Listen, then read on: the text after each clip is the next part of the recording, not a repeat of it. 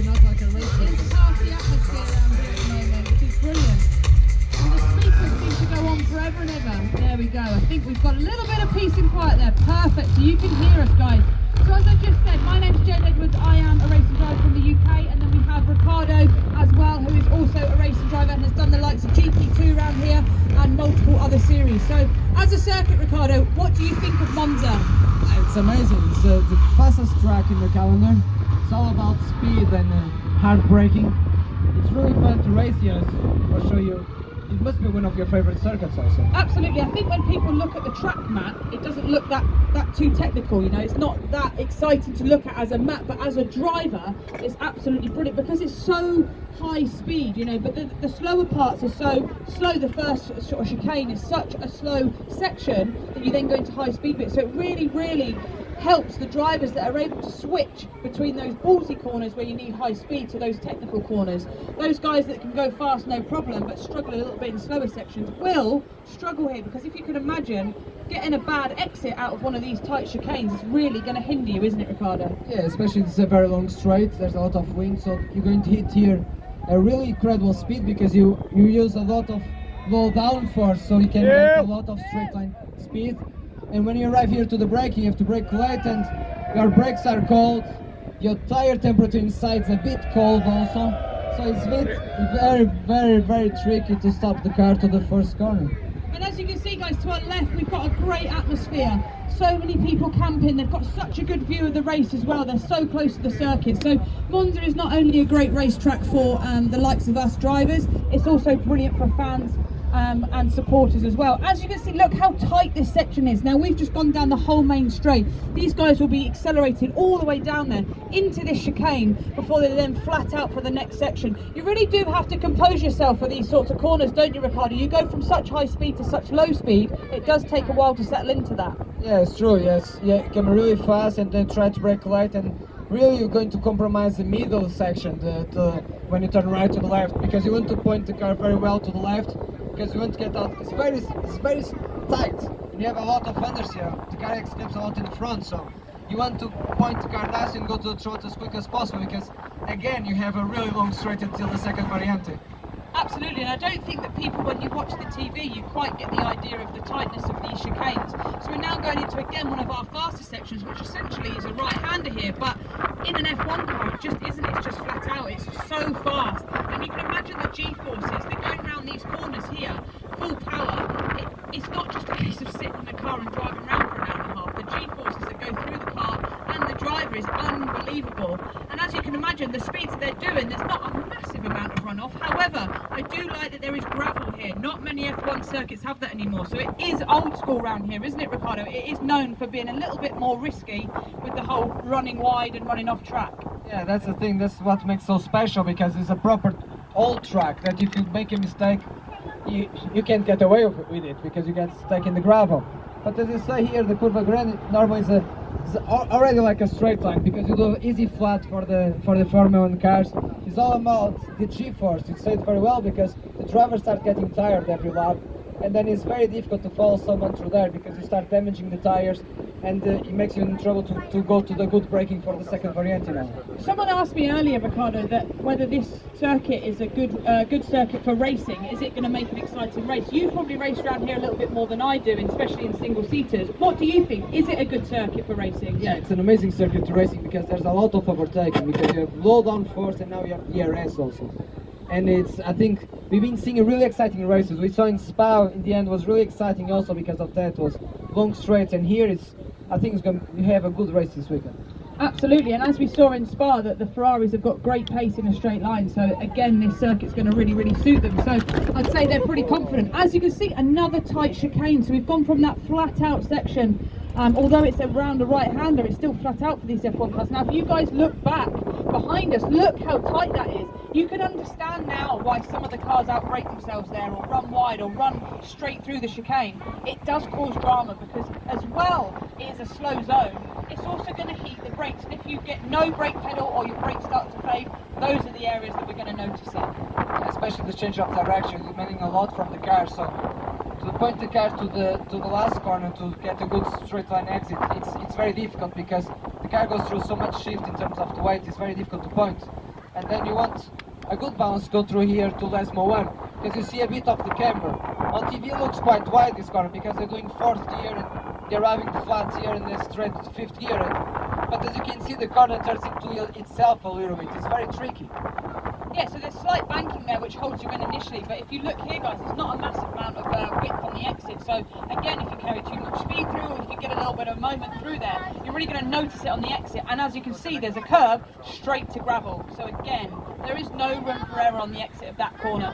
It is very, very difficult round here for the drivers. Imagine we said to you guys that we need you to drive for an hour and a half, absolutely flat out. Alex Albon there, guys, so Red Bull driver there, give him a wave. What you will see today is drivers doing track walks and track runs. It's their first chance to kind of see the circuit, so they're doing a track walk mainly with their engineer, so they can discuss any changes to the circuit, anything that's a little bit different, and just to get their eye in. Ricardo, when you race, do you do track walks? Do you use this time of an evening to kind of go and see things around the circuit? Yeah, track walk is very important, especially when you do a race back to back, but normally it's nice to walk with your engineers to see any difference on the surface, anything on tarmac, because they repaint the tarmac, they repaint the apex. You want to see every single detail, and sometimes you go low to see the elevation, the camber. You go to every single detail, and sometimes if you just run or just cycle, you pass them very easily. So it's important to walk, to take things calm and prepare the weekend very well. Absolutely, and if you see guys that some of the changes to the circuit actually happen overnight in F1. So if the drivers go out tomorrow in their free practice session and they say, we don't like this curve, it's too big, or we don't like this rut in the ground, or anything like that, and it's a majority vote that most drivers don't like it, they tend to change it overnight. So this again will hinder things for the drivers. They need to go and do that track walk so they can see any differences that have happened over the last 12 months. And like I say, they go to tracks, you know, sometimes we're only at Spa a week ago and we're already at a new track, so they use this time to kind of really see the differences and get used to this track before they head out in their cars tomorrow. Andre, we're passing through under something special. We're passing through the old banking. So this, guys, is the old banking. I don't know if any of you have ever been on it. It is so steep. Ricardo, have you been on it? You almost fall down on it, don't you? Yeah, I tried to walk on the top and it scared me. It is pretty scary. It's crazy when you go on the car. So that is going underneath the old banking there, guys. Yeah, if we see on the back, you Might be able to see a little bit there. If you look back, guys, you'll see the old banking. So the F1 cars used to go onto that banking. Look at the camera. Look at the what's the word, Ricardo? What's the angle? There we go. Yeah, Got it. exactly. Look at the angle. It's unbelievable. So you think this circuit's scary? That's a whole different ballgame up there. All F1 cars, big steering wheels, no seat belts. You can imagine go flat through there. Yeah, crazy.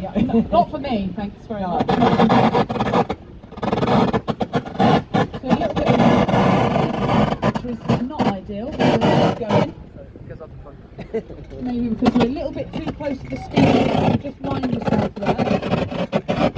So here we have another, it is technically a chicane, but it's a much more open one. As you can see, again, no run-off area, we've still got gravel traps, it's so old school, and here we lead into another long straight. So again, it's all about the exit here. You've got to get a good run, obviously get good minimum speed through these sections here, but it's all about the exit because we're coming towards the end of the lap now, This Ricardo. must be your favourite chicane, no? This is the favourite chicane of every single driver. Absolutely. It's first few laps you go around it, you don't take enough speed through. You actually think, oh, it's slower than it is, and then by the end of the day, you're actually hooning through here and using all this curb on the exit as well. Yeah, you're trying to use everything and all the track limits you can do. You just want to go flat as quick as possible. Yeah, I mean, some corners there's curbing and it doesn't, like, you know, the curbs don't suit the cars or anything like that, but through that chicane you can absolutely muller everything and get away with it. And as a racing driver, it makes you feel like you're working hard, which is not often the case for us, is it? You feel like really fast when you're going 4th gear flat out through there in the end. The more curb you take, the faster you go. That's what happens, isn't it? Yeah. It feels faster. Yeah. If you can't be fast, at least look fast. That's how we play it. So we're coming now to the parabolic and to the last corner. It's where all the sector 3 will make it count because it's a very long right corner. You want to brake really late into the corner and try to point the front and go on the throttle as quick as possible. It's a blind exit. You don't see the exit, so you just go on throttle and hope that the car will be on track when you come out of the corner. Shut your eyes and hope for the best. That's what we do, isn't it? So yeah, and as we get to the exit of here, hopefully they've not changed it since the last time I was here, but as we get to the exit of this corner, there's actually some green felt and that when it's wet, we are meant to have some rain this weekend, and that will change the whole circuit. So the green felt, although it looks quite grippy from a distance, is absolutely lethal. And I know I've done some coaching around here in some supercars, and one of my clients started to go towards the green felt in the rain, and it was probably one of the most terrifying moments of my life. I've never spoke so quickly and so firmly before. But yeah, like Ricardo said, this is sector 3, this is where it counts. This is where people will be lining up to get that run down the start-finish line. And although it's just the last corner, it's still a very, very important one, because again, it leads on to a very long straight. Yeah, so well, suppose it's going to be wet at some point during the weekend, and it's going to be a bit tricky because, for example, here in Ascari and Lesmos, there's a lot of grip in the wet, especially parabolic in the exit. But the first two chicanes and the entry here, it's very slippery, so it's very different types of grip. It's very tricky to get a fast lap. It's always adapting, isn't it? And that's where you'll see some of the drivers that are maybe a little bit more experienced around here will come into play. The new guys that go out, they may not know where the grip is and where the grip isn't. So it'll be interesting to see, especially if we have some dry sessions that lead into a wet session. It's going to really change the whole atmosphere of the session, isn't it? I think it should be a good, very interesting weekend. It's a circuit that we saw in Spa. It's a circuit that pushed a bit to Ferrari way, but in terms of tire management, how the Pirelli are, and these mixed conditions, we never know. Probably we can have a good surprise on the Sunday. So as you can see, guys, on the right or left, depending on where you're stood, that is the felt that I was talking about. Now, if you hit that at speed with a little bit of lock on, you're going to have a massive, massive moment. And if you're carrying enough speed, you're going to end up in this barrier just here. Okay, so again, one of the fastest corners on the circuit. They've got to carry the speed through. They've got to get the best run down the straight. They've also got to miss the felt on the exit and not turn themselves into the wall. So lots to think about. And here we are, guys, coming towards the end of our track tour. This is the pit lane entry. We're going to go onto the grid where we started, and we're going to park up. I hope you guys enjoyed doing a lap of Monza with myself and Ricardo. No problem, guys. Here's a big applause to Jade. She was amazing today. Thank you very much. I hope you guys enjoy the rest of the weekend. And to you, Ricardo. And the photo shoot now with the trophies. Yes, so we've got two more another activity. We're going to have a photo with the trophy, so you'll queue up and you'll get